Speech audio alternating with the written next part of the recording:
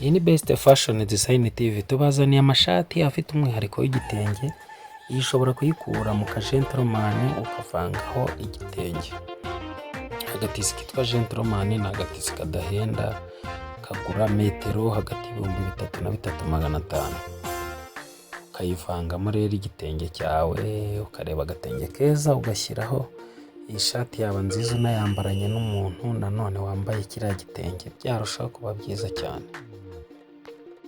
Iyo nayo urabona yuko ari ishati y'umukara rwose, nayo wayivana muri gentleman bishatse, cyangwa mu tundi dutisi twita Dubai. Ugiye mu matisi y'abagabo ushobora kuzibaza bakazikwereka.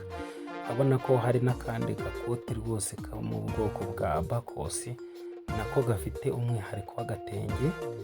Izi shati zose zifite umwihariko w'agatenge. Ni ishati nziza cyane wakwambara, ndetse ushobora no kwambarana n'umuntu ukenyeye igitenge cyangwa nawe wadodesheje muri kiriya gitenge, ukabona ni ibintu byiza cyane. Amashati arakomeje aza.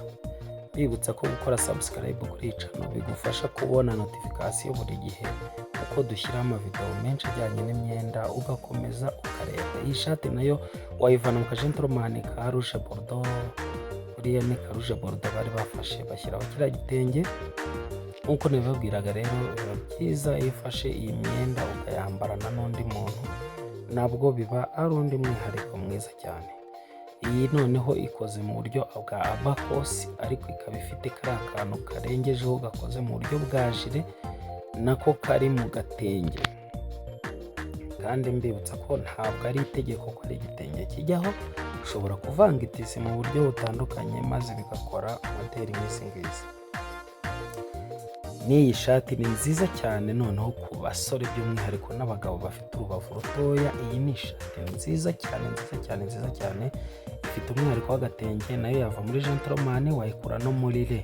N'izi shati zose ni kimwe, nk'uko nababwiraga, ziva mu matisi yitwa le cyangwa mu ma-gentleman, ukabona havuyemo utwenda twiza cyane. Izi zo urabona ko ari amatisi avanze bitandukanye n'agatenge. N'izi nazo itisi zivanze bitandukanye n'agatenge. Reka ngusabe rero twikomereze tureba izi shati nziza, modeli nziza zitandukanye, ariko nkwibutsa gukora subscribe, gukora like, share na comment igihe bibaye ngombwa, ukatuvugisha tukamenya uko mutekereza kuri serivisi tubaha. Ikindi nanone ushobora no kuduhamagara tukagukorera, cyangwa se ugakoresha n'ahandi abatayera ahantu hose uri bagufasha, ariko ukareba umutayeri ubyumva ubizi ku buryo umwereka akayikora.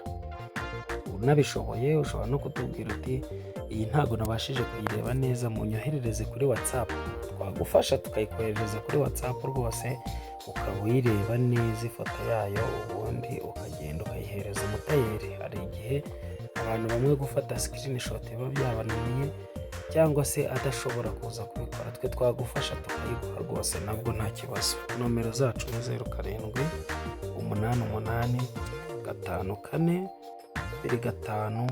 0788542569. Iyo nayo ifite umwihariko wo kuba ikoze mu gatisi, na kariya ni agatisi bavanzeho, ntabwo ari agatenge.